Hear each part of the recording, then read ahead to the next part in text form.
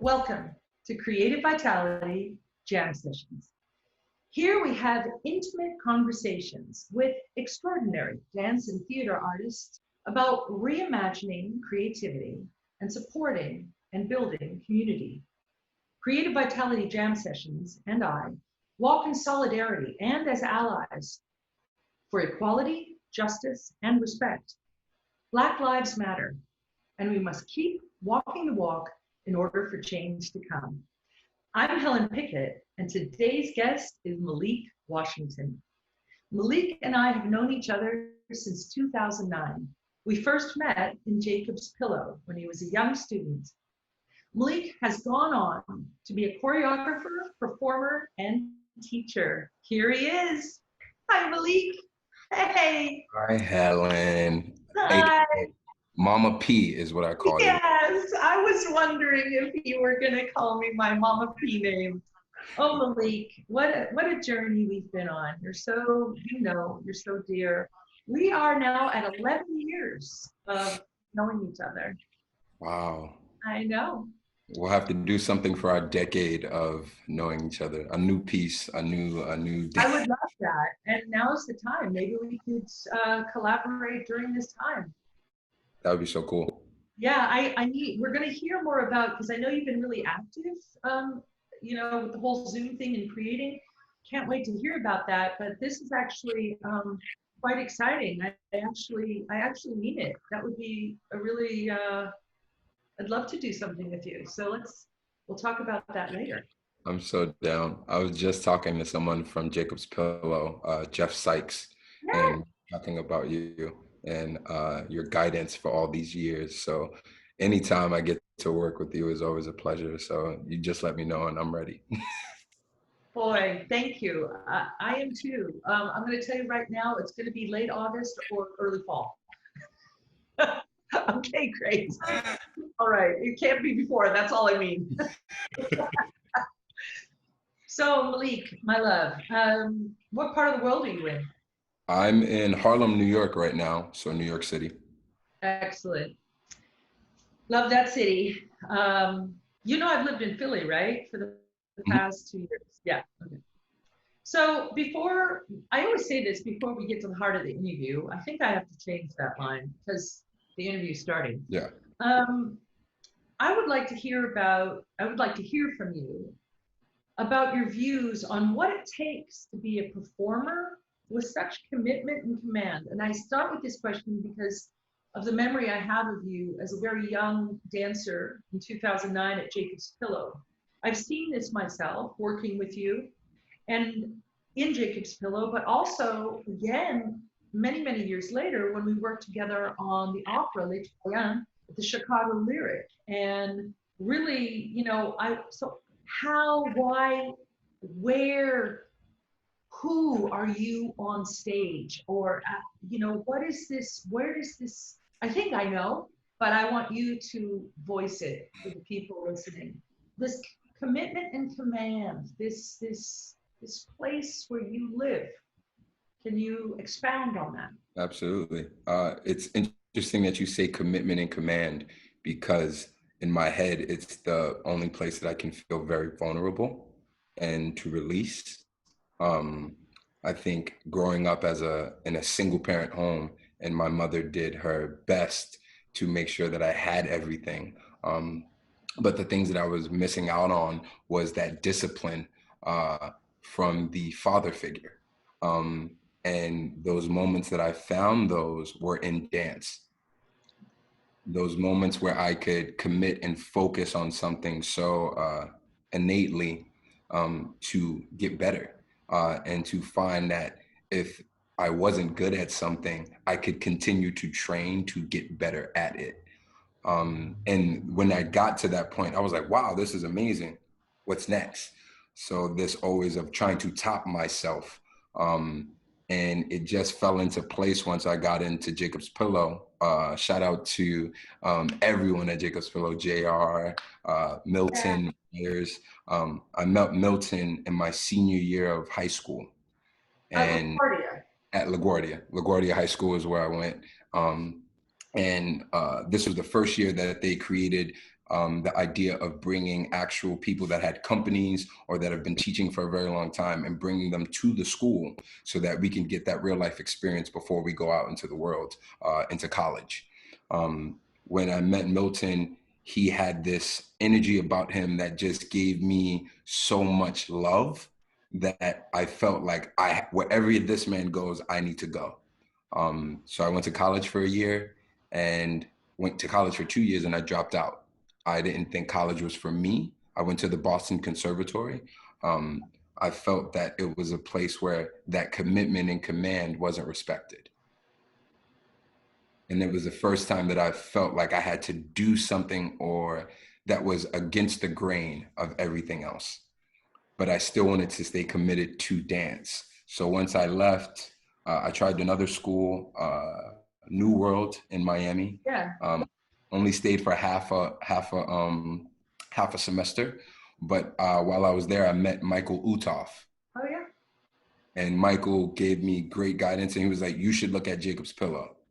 And when I did, Milton was already running it. So when Milton saw me, he was like, "Do you want to come?" I was like, "Absolutely." And once I walked into that place, I felt harmony. I was in the woods where I could listen to my conscience to tell me what was right or wrong. I could see other people having the same drive as me, but wanting it more. No. In a Really? way of wanting it more, of the way they appreciated the craft and everything. I appreciated the craft. I love the craft. I love the craft of dance, but I love the idea of competition as well. If someone wants it just as bad as I do, I have to work 10 times harder to get that opportunity. And I remember you said this to me, and I think it changed my life for the rest, or I may have said this to you. You said in our private conversations, you were like, "Hey, that solo, it's definitely yours." And I was like, "No, I want to audition for it. I want everyone Yeah, to I remember that. I wanted everyone to learn the solo because I wanted to prove to myself that I actually had what it takes to not outbeat anyone, but to be granted the solo, to earn the solo. Perfect. And that kind of changed everything of how I looked at dance. In that place, I was in my first year of a dance company when I met you. And it pushed me. It gave me the energy that I needed to get through the next 11 years of my career, 13 years of my career.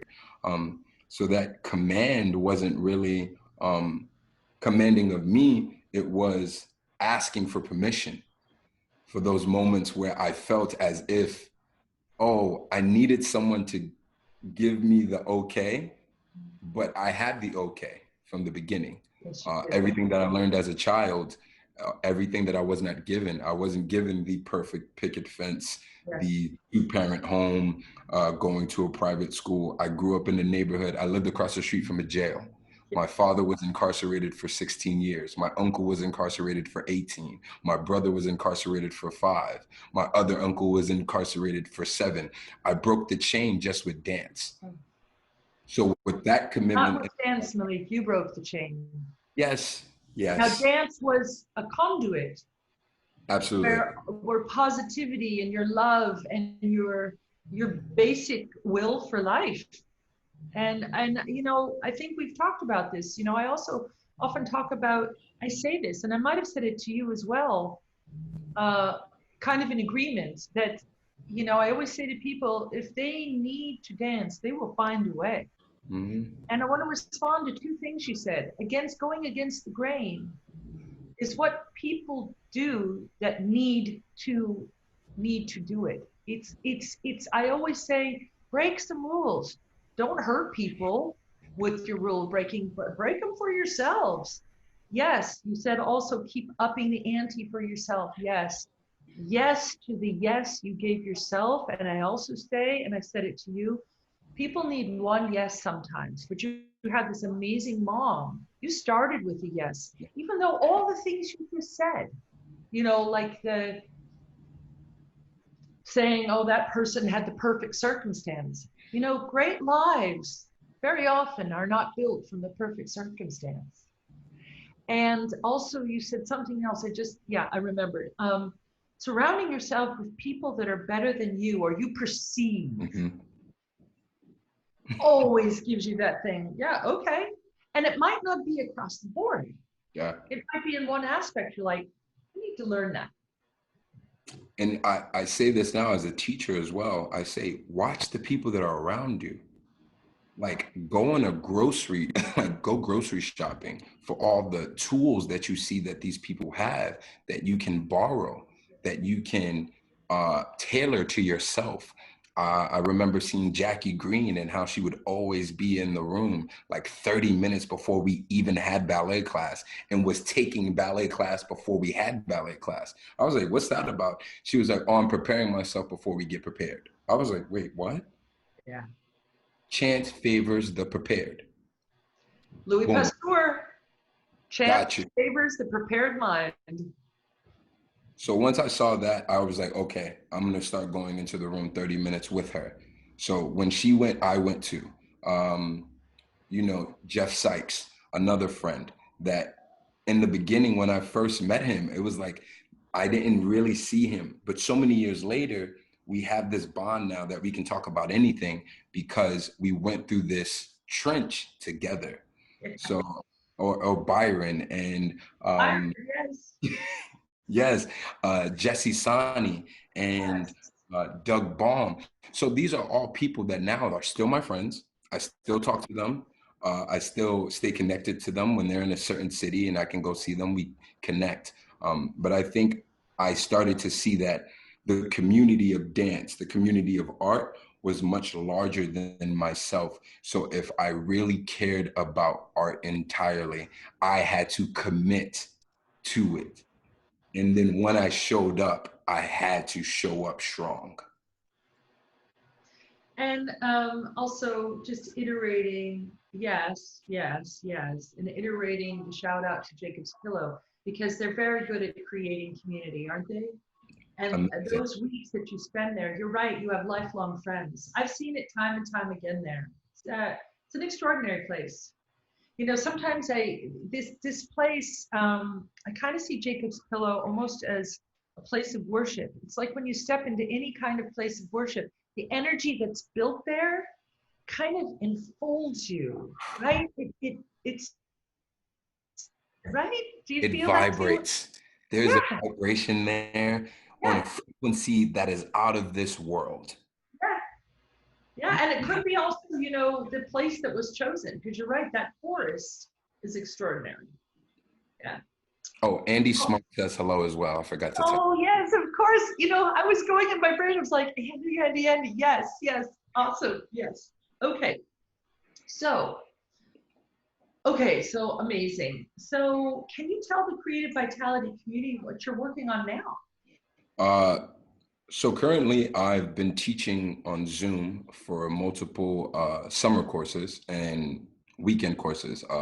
One that I had an amazing time with is Moving Forward Dallas with Maddie Hicks. Okay. She's an amazing artist. She used to be in LA Dance Project as a graduate of Juilliard. Her counterpart that also created it with her, Kevin Paragar, is my student that I've known since he was 16. The students that I worked with for an entire weekend, we created a piece where I called it Double Down. And I think you might have been there for the year that this was at Jacob's Pillow, that we saw Shuffle or iPod from Yes. not Paul Taylor, Cunningham. Cunningham. And Maleek, that's the weekend he passed away. Exactly. Yeah. It's always stuck in my brain. It made a huge impression on me too. I was like, what? Every piece of music works. Everything. Yes. While you were teaching us Forsyth, so it started connecting with a lot of the things that I saw. Again, making the connections. So I made a piece where the students had to listen to a certain type of music, but on the outside, the audience they heard something completely different. Yes. Wow. Yes. And so for the students, they had this amazing experience of being like learning to partner with someone through Zoom, and this idea of push and pull or pizza pie, and how we can use that through the idea of an actual frame. So if I was to push, another person could move, and then that's a duet without even making any physical contact. So you would be proud of me. Oh, I am, but I want to see this. Yes. Being proud doesn't exclude wanting to see your new work. So yeah. Um, so besides that, I've also been teaching for Broadway Dance Center virtually, and biking into the city from the Bronx, where I live, down to 45th Street and teaching for like an hour and then going back home. Also working with another group from Virginia right now called J&J Dance Company. And these kids are all of African American descent. Yeah. So it's really amazing to just see 30 students that are Black that want to learn dance and want to get better in technique. And even if they haven't trained for 15 years or 10 years, they come and they show up, and it's a 2-week program for them. And they're drop-in classes as well. But these students just, they look like me. They want to hear my experience, and they want to, and I want to show them that it's possible to do it. When you look like this, when you might not have the perfect feet or legs, but there is a place for you here in dance. And the last thing that I've been working on is a piece that I made for the past 3 years, uh, based on my dad and myself, our family dynamic, and how I think when you remove a father figure or father from a household by creating this whole idea of mass incarceration. And I made it basically off of the book when I read The New Jim Crow. Yeah. Solitary confinement is a thing that most men in jail always go through. And what they fail to realize is when you remove the father, you're also putting the child in solitary confinement as well. Wow. Yes. Yes. So I sat in these 4 walls, just literally listening to my own mind go through so many things, bad, good, up, down, and never having someone to kind of give me some guidance. So I created this idea. My dad would send me a lot of letters. I stopped going to see him in jail when I was probably around like 7 or 8. He didn't get out until I was 18. So that leaves 10 years of a gap. And I was given letters every month. I was giving birthday cards. I would never open them, or I would and read them and feel so angry because I thought I was being robbed of all these amazing opportunities that I saw of other kids and their parents. So I made a piece on it. And I, instead of just doing dance, because of working with Kyle and Camille, I wanted to do more theater, and doing Sleep No More as well. So I took friends that I knew that were amazing rappers, and I turned them into actors. And I used their musical prowess and their talents, and turned their lyrics into an actual script. We built the music from ground up. And now we got not shunned, but we had a show at Triskelion that was supposed to happen in May. But luckily they gave us the TBD that we can do the show next year. So we've been working on creating more ideas, creating better music quality, and tapping back into what the show means, especially now with all of the things that we're seeing with just the energy that's been brought to light for accountability. Amazing. Inspiring. Kind of down the same lines, but I still want to ask a question. You mentioned some of these people. You reimagined yourself many times, right? As a performer. I believe this reimagining continues as a choreographer. I find that for myself, and as a teacher, right? You keep recreating because you keep learning. You know, if where I feel like, you know, the gratitude of living the years I've lived to, you know, keep learning. That's how I feel life is. It's constant learning, and I know you do too. So you reimagined yourself many times as a performer with two of the most formidable creators of our time, Kyle Abraham and Camille Brown. And in just one other example, there's many, you were the first African-American male to perform in Punch Drunk Sleep No More. Yeah. How did these reimaginings contribute to your style as a teacher or choreographer? Perhaps there are other examples, and I know there are, of contributing factors, but maybe just ripping off, well, riff off whatever you want to riff off. Sure. Yeah. I think the first person that gave me a lot of information that I needed or challenged me to think outside of the box was Kyle, especially with the idea of unpacking. Mm. This idea of dialogue was more important to him than movement. And that was the first time where I didn't have to, like, you're not in a summer program anymore, you know? It's not only 3 weeks and you have to make a piece. We have 2 years to make a piece. So what is this piece going to be about? How are you connected to the piece? And creating Pavement with him changed my life entirely, because by this point I had 2 years of already doing 2 works of his, Live the Realist MC and the radio show, which was my first show that I ever did with him, which was about his dad. So I already saw his connection with family. And when he made Pavement, which is based off of the movie by John Singleton, Boys in the Hood, Yeah. I was like, wow, this is my life. This is everything that I grew up seeing. I had friends that lived across the street from me that were gangbangers. Yeah. But they were literally doing it so that they had protection. Like, I saw the positives and the negatives of every part, the redlining, the mass incarceration, it was there. So once he started having the dialogue and we started talking, I was able to release so much pain that I felt for all these years that I was holding on to.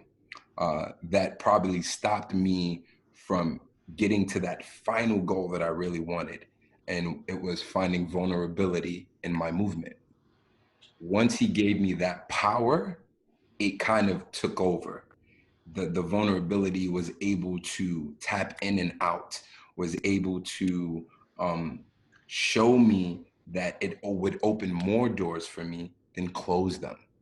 I was so afraid to show my vulnerability because I believed as a man, you have to always show strength.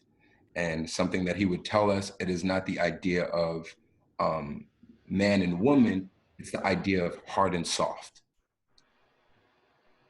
And But that, for both genders. exactly. It's not like men are hard, women are soft. You're saying that this is a coexistence. Yeah. Absolutely. And that those two things need to live together in one person, in one gender, in non-binary gender, whatever you have. But both of those things live in there. And once he gave me that, and after I left the company, I was in a moment of a place of doubt that if I wasn't working with one of the best choreographers, what am I going to do?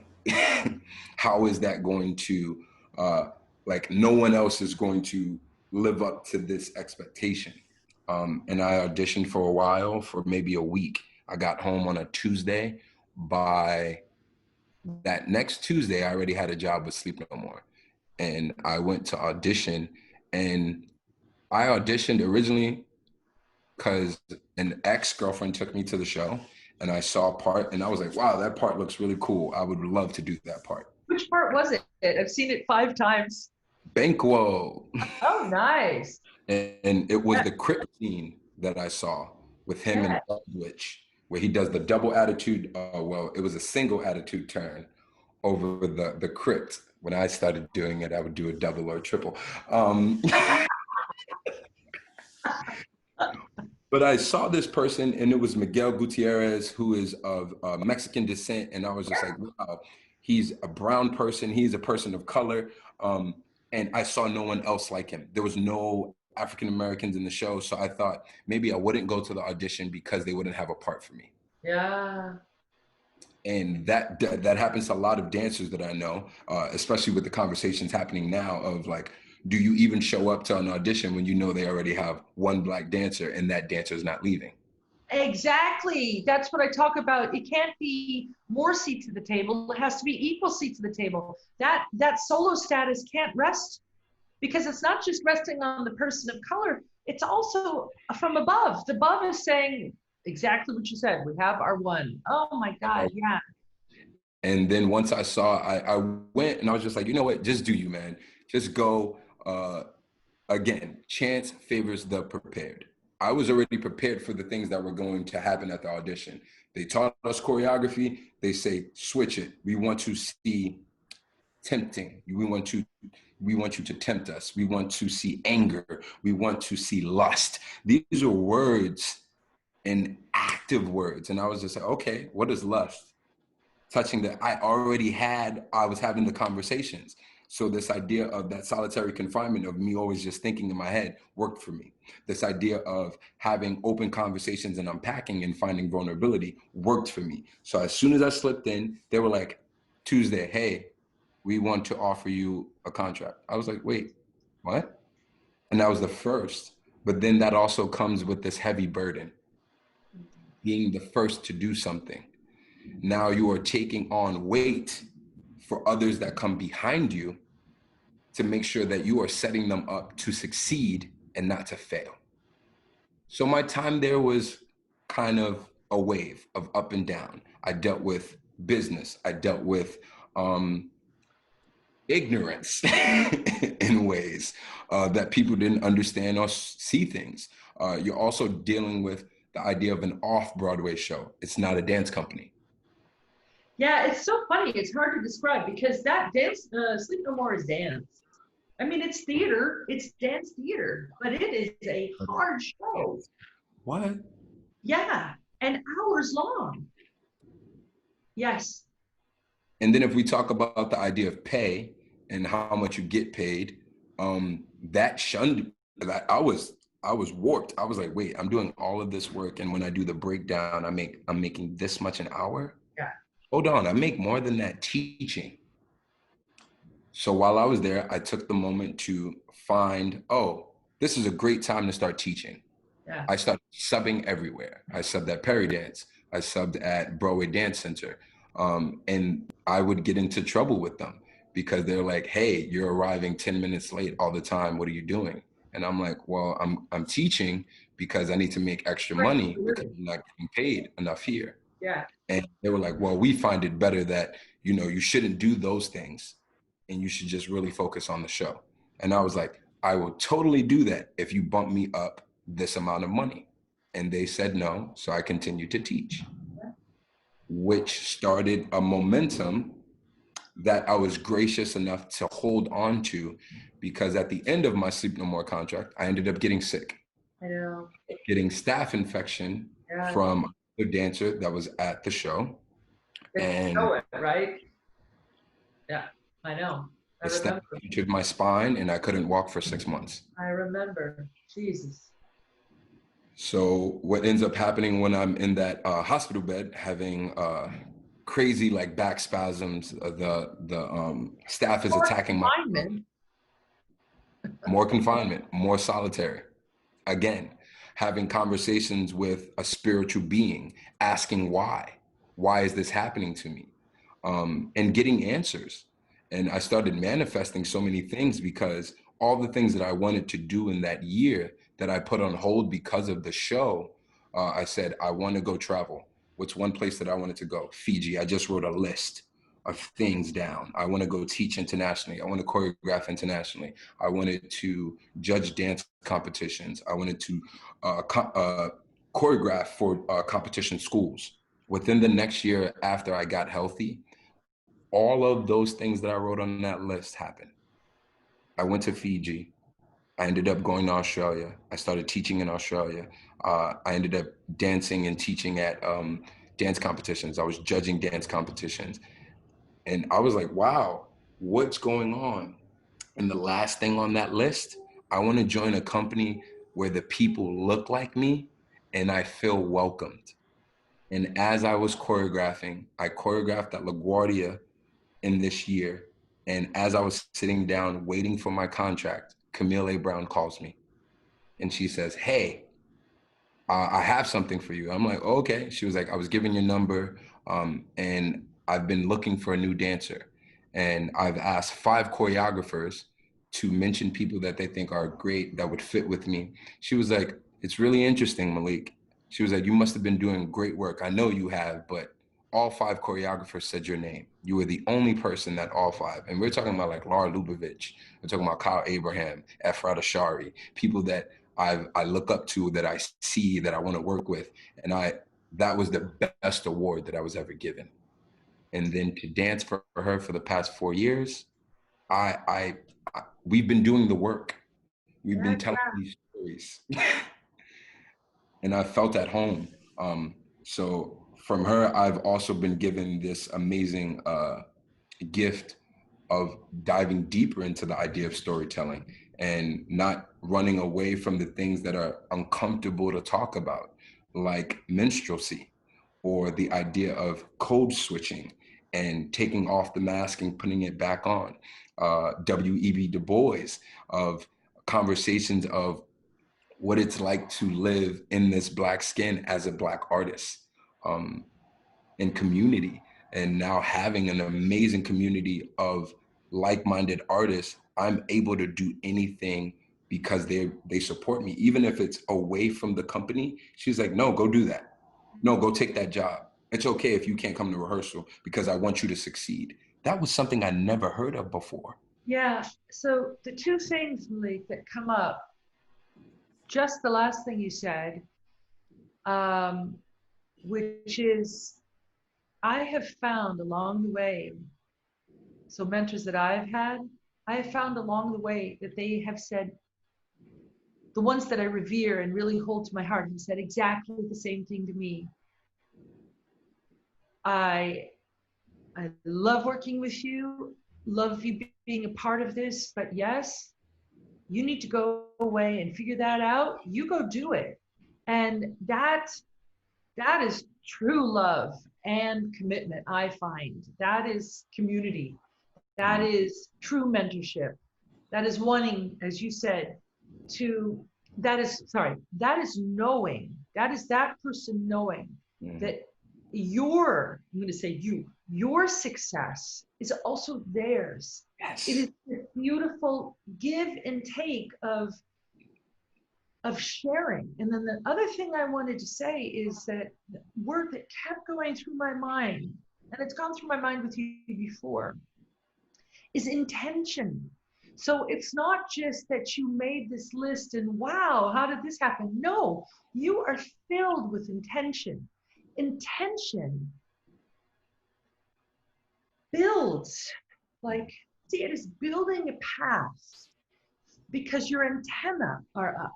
And this path of intention keeps rolling out like a carpet. And it feels like, wow, it's all happening. But you,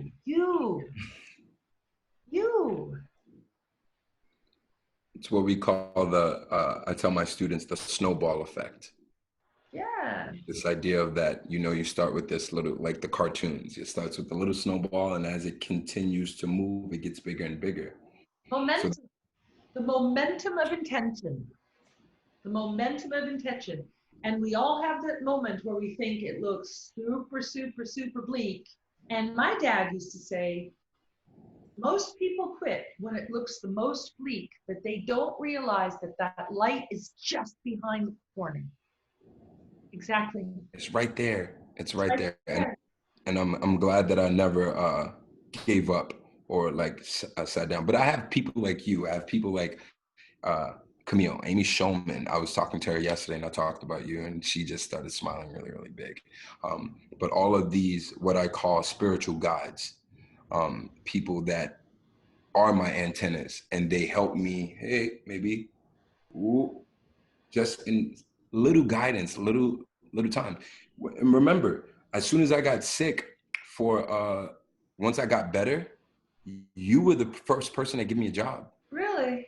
the Troyen was my first job after I healed. And remember, I was so worried that I wouldn't be able to dance full out Yeah. because my back was still stiff and I was still figuring out how. And again, intention. You were like, Maleek, I don't need you to do it large. I just need you to be clear. Yeah.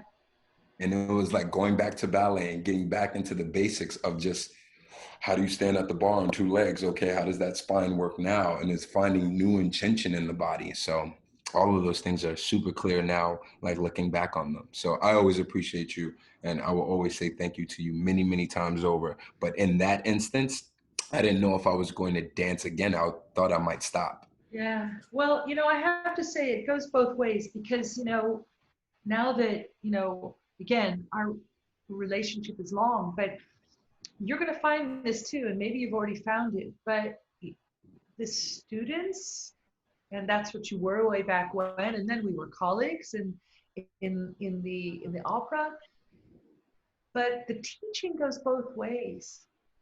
So I say thank you to you too. I learned from you, and I believe that beautiful ebb and flow between people that has grown as I've grown older, and it's like, you're thankful for the years that you get to build on, because I wouldn't have known this at 30. I wouldn't have known this then. And yeah. Um, so, okay, let's see. I do need to ask this. One quote I read from your website about teaching: learn to tell a vivid story with your body. Can you explain that further? Um, Comes from the idea of not just moving to look good, Yeah. but moving to make people feel differently, to Yes. think, to respond to what you have created and what you are performing. Yes. And I was granted that through Camille and Kyle. They gave me works that made people ponder for years on the things that they were seeing. Now, because of all of the promoting Black artists right now, yes. So seeing a lot of people have been watching Kyle's work of Pavement, and they watched Black Girl Linguistic Play of Camille's and Ink, and people will write me and they're just like, man, I remember the first time I saw this. This was so important. And it's crazy that it's still really important now. Um, so I started seeing that the stories behind the work were the things that were propelling artists forward instead of just the artists and the way they were dancing. Yes. So now I tell my students, I'm like, you love a certain dancer. Why do you love them? They're Yes. like, oh, the way they move and da da da da. And I was like, but look how you're expressing about them. I was like, so I kind of stole this from the idea of Susan Arcane. It is a book called Quiet, and it's about the idea of introverts and extroverts Mm.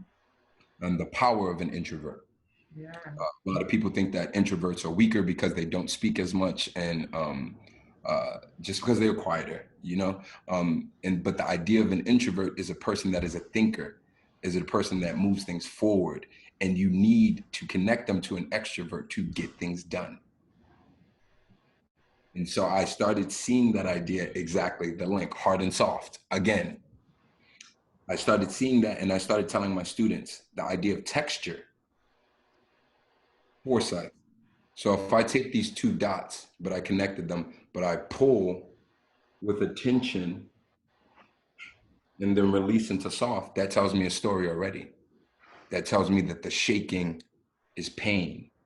So I started to more look at what the textures were of things to tell stories, because now my students would make sense of, oh, let's chew this like bubble gum. So if it's real thick and juicy, when it snaps, it has more of an impact. If everything is just moving like this, probably broke something. if everything's moving, we can't see anything. It's like bumblebees, you know, No, and your audience gets tired. they get You have bored. to keep, I say that too. It's like,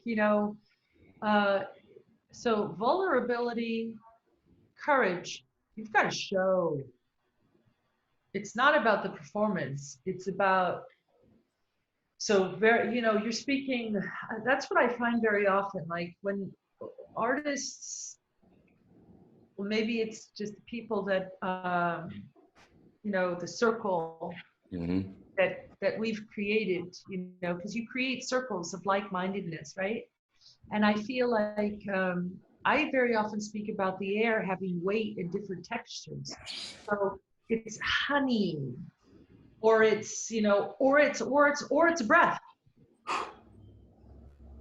and all that emotion, exactly. So I work very often from the senses, because sensory is emotion. So, yeah, man, I'm getting excited about our piece that we're gonna do. Beautiful. Yeah. Um, um, this is kind of a, an everyone question. Do you have a favorite or impactful memory from your creative life? Something that popped out? I know there are many, but one right now? You know what? It's crazy, but the one that I just told you about you was still like one of the ones that I hold on to truly. Um, Being at Jacob's Pillow and just being with you, I saw someone that cared like deeply. Like when you got angry at us, it wasn't angry because you were just mad because we didn't do the step right. You were mad because you knew we could do the step right and we weren't doing it to our full capacity. Like I have had drive like that in my life, being at Harlem School of the Arts and having amazing, great teachers. But I feel like they also could not push too far because you're at a school where the parents pay and all these things. But you're coming in and most of these kids are on scholarship. So you knew, I know they want it. So I'm going to push them to the max. And look how many artists that you can say, oh, I was connected to. So those moments that I had with you, and even just sitting in the nook and listening to music, me, you, and Andy would show you videos that we would make, was so memorable to me because I finally found a teacher that was not just my teacher, she was my friend. And she stayed my friend for, 9 years. So it was that moment. But that was a moment that I really realized artistically, it's not just dance. That if the bond is not outside of the studio as well, I don't think it can manifest itself to have that much weight for the artist, for myself. So once I found that connection with you, it kind of shaped how everything, you were like the spark and then everything went like this. Because the next year I went to Springboard.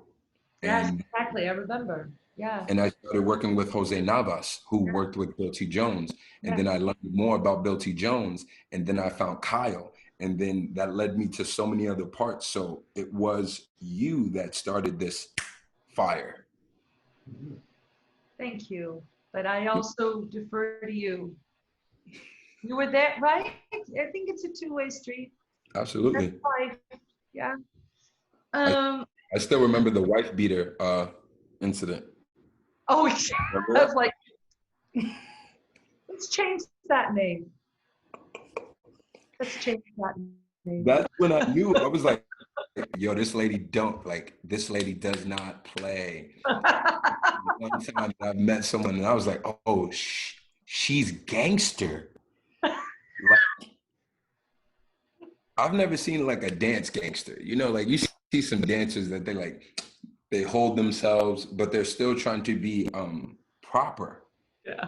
And I think you kind of tossed that out the window. And when you told me like, yo, you have to know all the rules before you can break them. Yes. You don't have to know all, but you gotta go know some. You got to know some. You got to go through at least some of the books to kind of like skim and just be like, all right, how am I going to do this for myself? And I think that was when I started realizing, wow, I can do this, but do it in my own way. Exactly. Exactly. Okay, this is, so I do have the question of teaching all over the world, choreographing nationally and internationally. Internationally now too, yeah. Awesome. Has it shifted your focus as far as how you viewed creativity? Now, I'm talking specifically about the travel, because Yeah, travel affects me. I get different ideas when I am in different cultures in different parts of the world. So I guess it's more about the travel. How has that affected you? Because it's, I think my first time going to Australia, I was so petrified. And I'll say this, my first time ever leaving the United States, I went to Jordan. oh wow, did you see Petra? Yep. Oh, it's still a dream. My boss took me, he took me to Petra, he took me to Wadi Rum. I went to Jericho, Nazareth, Bethlehem, touched everything. But it was the first time that I left, and that was when Obama was elected. Oh wow, I was in London. And I knew how impactful it was for me to see a Black man as a president. Going to Jordan, after we left Jordan, I ended up living for the next maybe month in Ramallah. Oh yeah. And if anyone knows uh, Ramallah, at this point in time, it was very heavily looked at as a negative to go there because of bombings and so on and protests, kind of like what you see now. That shifted how I looked at every other country for the rest of my life. Because once I walked in, they saw that my name was Maleek. They were like, "You have a Muslim name." And I was like, "Yes, Ash al Malik." Ended up getting it tattooed on my arm. Ash al Malik is a Jordanian saying that means long live the king. Wow, yes, I didn't know that. And they all chant that once I came back and got my tattoo. And we were all sitting at the bar and they were like, "Ash al Malik, Ash al Malik." And I was just like, "What?" They're like, "Man, your name is Maleek. You have a tattoo of our saying, you are our brother for life."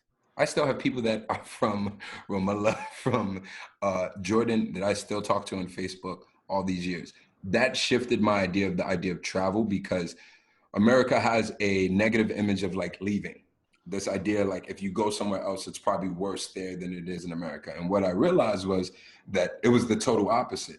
I was looked at more creatively, more lovingly in other countries, even ones that seemed like they were slightly racist, like France or different places. But I still found love everywhere that I went. And sometimes that love was more impactful because I was finding it in a place that I did not know and I wasn't familiar with, than finding it in a place that I knew, where I could go to places to find love. So once I started traveling for myself and creating work by myself with no one else, I don't have help, no assistance. I wrote down a lot of things. Like I would be on the plane for 14 hours going to Australia, and I would write down my fears and I would write down my goals of things that I wanted to get done. And that kind of started how I always walk into every um, place that I'm about to start a work.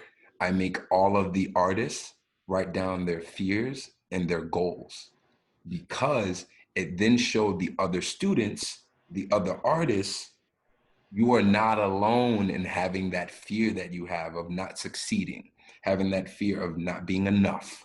And what are you also building? You're building the idea that vulnerability is one of the keys, right? Because everybody's afraid. Everybody Everyone. carries, I say this very often, everybody carries or wears the clothes of their ancestors. And we sometimes we have to peel those things off those layers off to find ourselves. And sometimes we have to embrace those layers to also find out who we are. And use it. So my first piece that I ever created in Australia was called Pebble Boulder. And it was the idea that if fear was the size of a boulder, it would only make you stronger. Because if you put it on your back and you continue to move with that boulder on your back, your muscles get bigger. You start to understand weight differently, to the point where the boulder then becomes a pebble that you could toss it up in the air and catch it whichever way you want. And the entire piece was done in silence. The only thing that they used were their breaths, because I love music and I love hip hop, but I wanted to incorporate hip hop into contemporary without using hip hop music, because I was always afraid that being a Black man, it's going to be a given, like, oh, he used hip hop. So I had them kind of beatboxing. Nice. Like the idea of the sound of creates rhythm without you even hearing music. That's right. Breath is amazing. And once I found that, it started to give me a voice that I was able to play with even more and more. And, you know, I think you've always told me this too. Hey, if you like something in one piece, use it in another so that you can keep Borrow making from it. yourself. Borrow from yourself. Absolutely. Yeah, and those moments also when you're like, oh my gosh, out of ideas, I need to borrow from myself. Because that happens too as a creator. You're like, you're on your third, fourth, fifth hour, and you're like, I need to keep doing. Yeah. Because the thing, what I also found, Maleek, and maybe you found this as well, editing's become one of my favorite things to do. So kill your darlings, because when you edit, you get to see your repeats. And that's something I've actually found from Zoom choreography. So talking about the positives of this, you know, iteration of creating, Zoom gives you that far away look immediately. Whereas, you know, in very often you have 3, maybe 4 days in the theater to see far away, and you're like, oh my God, all of this repetition, or I can make different patterns. On Zoom, I see these things immediately. I can make the changes, so that's a positive of Zoom I've found. The Absolutely. negative is that it's hard for me. One of the negatives is that it's so visual, and I am such a person of tactility and senses that's the thing. Like I'm having to reinvestigate semantics to get this tactility and the feeling across. So again, a learning place, right? Something where, you know, coming out of this, you know, enhanced. Exactly. And I think that's what a lot of people are doing too. They're finding that they're enhancing themselves. They're able to, I heard Camille say this too. She was like, she wants to walk out of this pandemic, not a different person, but a person that has found growth in these times of education, mentally, physically, spiritually. Yeah, and I was watching. I feel the same as she does. Yeah, The Last Airbender. If you've ever watched the cartoon, I was on the last book of the second season, and it talks about the idea of chakras. And it's just great that it's a cartoon that basically teaches kids how to cleanse their energies. And before you get 7, you have to get by 1. But there was one chakra that I immediately understood, and it was the chakra of water. And it was like that it's in the third eye, but it's also the idea of insight, and that you can see clear paths in front of you to know which direction to go to. And I was just like, wow. I was like, that's the chakra that I love the most. Yeah, exactly. And what does water do? It never stops. It's energy. Yeah. Okay, so gosh, let's see. I have 3 more questions. Basically, I have read that you're biking about 20 miles a day. This is like the health tip or whatever. And you're biking, so you're biking 20 miles a day, let's say to your work, but you're also, I see you biking and I watch almost every video, you dancing in these beautiful places that of nature or urban places, you know, like in front of the fountain, city places. And I know you also believe in the power of the positive mindset. Can you elaborate on how this healthy perspective, like the things you're doing for health, fortifies you during this time? I needed to find joy. That was Yeah. like the easiest way that I can explain that. I needed to find joy. Um, and the thing that I remember doing as a kid, riding my bike neighborhood all the time with my friends. It would be like 10 of us just going up and down different blocks, never leaving like a 10-block radius, but feeling like you saw the entire Yeah. world. I So know I that always, spot, that wins, right? On the everything, the bike. sweat, the stench of just musk, all these things. Yeah. But it lets you know that you're alive, because what were you doing right before then? I was sitting in a house for 4 months, not going anywhere and feeling stuck and trapped. And I can't get in an Uber to go somewhere. I don't want to get on a train. And I was just given my stimulus check. And I was like, I yo, finally got mine. I was like, what am I gonna do with this? And me and a friend went downtown and was just like, I want to see if there's a bike. And I called and I got the last bike that was under like $500. And I was like, hallelujah, because I read the next week, uh, New York Times, bike sales went up 600% Whoa, come on. to the point where every bike store that was in Manhattan was basically sold out. No bikes. Like people were buying bikes on Amazon and putting them together themselves. That's how like, or everybody was buying city bikes. City bikes increased their money, like their input of how much money they were getting increased. So I saw that it wasn't just a thing of me. A lot of people were doing it. Yeah. Um, I got my bike out too. It right. looks like a 12-year-old girl's bike. It's a Schwinn. It looks like a little basket, but I go around my neighborhood too. It makes me happy. And now my mom, she kind of loved the idea that I could leave the house and get some air. And the first bike ride that I took, where did I go? I rode around the same neighborhood that I grew up in. I went around the same. I lived in the same 5 mile radius for all 33 years. My mom went from one house that was like 7 blocks away from the house that I moved into when I was 5. And then when we were 16, we moved into a better building that was like a co-op, which more with more space when I was 16 in high school. And she's been there ever since. And then I thought, wow, could I do this every day? And I started to. But before that, I was waking up at 6 in the morning, having nothing to do but yoga and meditate. And I was like, I need something else. I need something more physical. Um, and while I'm on it, I listen to music and I'll do this thing called my 5 mile improv. That when I hit 5 miles, that I stop wherever the bike is and I just dance in different sections of New York City. Um, so that ended up becoming a thing that I just held myself accountable to, like, oh, okay, you did 10 miles. All right, that means you have to dance for 2 minutes. I listen to music and I can hear it, but all you hear is birds chirping and air. So then you actually get to watch instead of sonically listening to music and seeing that and then seeing me move. So it was healthy, but it was also therapeutic.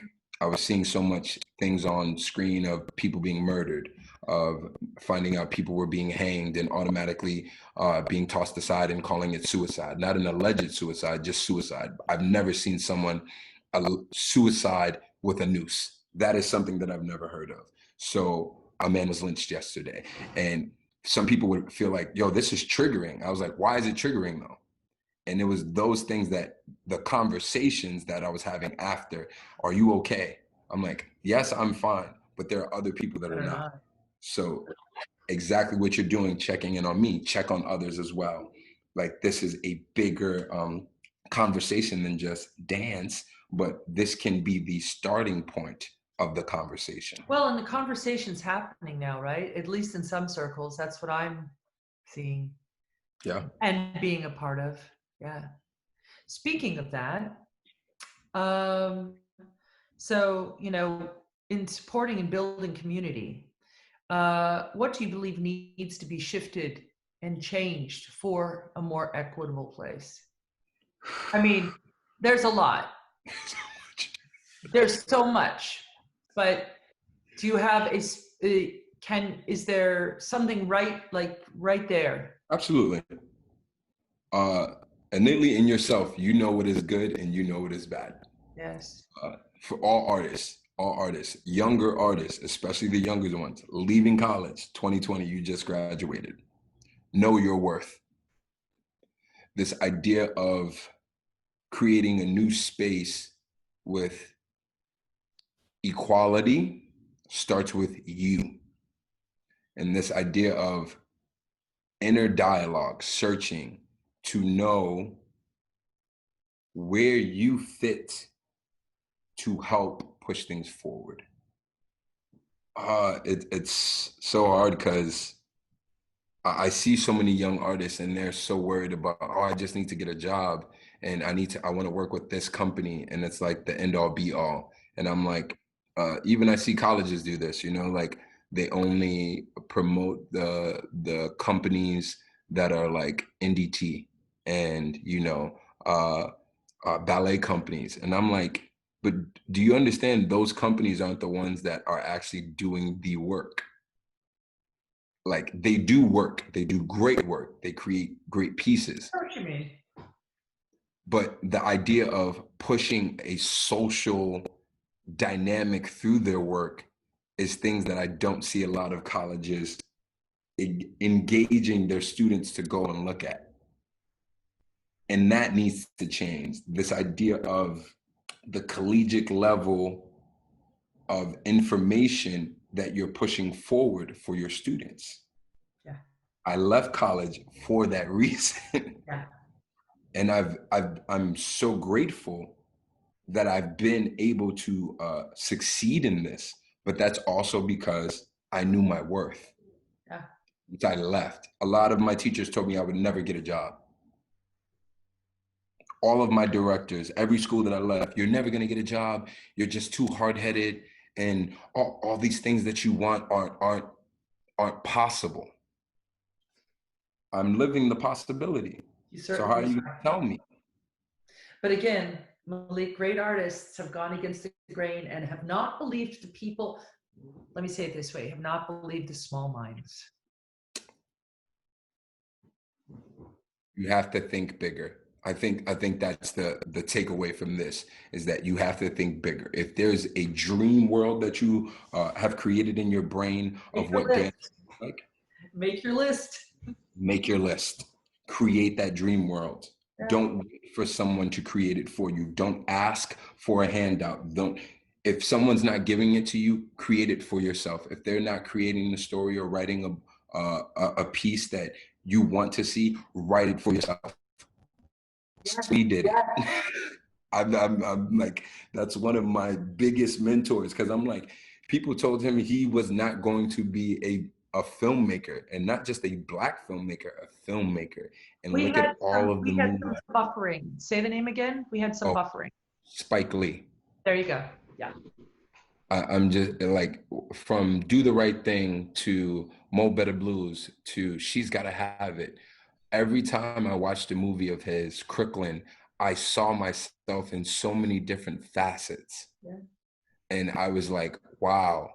And watching a new documentary that's on Netflix called They Gotta Have Us. And it's just all these amazing Black artists like Sidney Poitier coming on and just telling their truth of the things they went through to get where they are. And it just empowered me to go even harder. I was just like, wow, they look at the stripes that they went through. And if I knew the same, you know, for the dance world, but yes, make a world that you want to see. And also just to riff on what you said, you know, you've gone and looked at history. And I say that too, I was like, don't erase your history, bring your history back up. Remember this and help other people remember, because the history, as you have found, is so inspiring. There have been people that have been building for you, for me, for us. Yeah. Yes. Oh gosh, Maleek, you know, first of all, you know, these talk shows are so I can see my dear friends again that I don't get to see, but man, What an inspiring talk. I'm so grateful to know you and to watch you bloom and bloom and bloom. And thank you so much for this talk. Thank It's you. really beautiful. I want everybody, please, to go to MaleekWashington.com to find out more about this extraordinary young man. 33 is young. And I need to ask you, Maleek, there are some more addresses that you need to tell us about to go to, especially for that t-shirt, which I'm going to order. So can you give us those addresses? Yes. You can also follow me on Instagram. It's just Maleek_Washington. And on that Instagram, you will find a link for Unite the People, which is the brand that created these t-shirts. All the proceeds go to NAACP Legal Education Action. All the proceeds, not half, not some, all of it. A good friend of mine, Alexis Beck, made that, and I'm super proud of her for doing that. Other things that you can also connect to, Camille Brown and Dancers. We are doing so much. You can go to her Instagram and take open classes with us, social dancing while social distancing, and also amazing conversations and interviews with prolific Black artists. And you'll get to see and hear some of the things that you've already heard, but digging even deeper. Beautiful. So CamilleBrown.com, MaleekWashington.com, Maleek_Washington for Instagram, and Unite the People for the t-shirts. Beautiful. Thank you. Thank you. So if you wouldn't mind staying with me just as I finish up the show, and we'll say our final goodbye.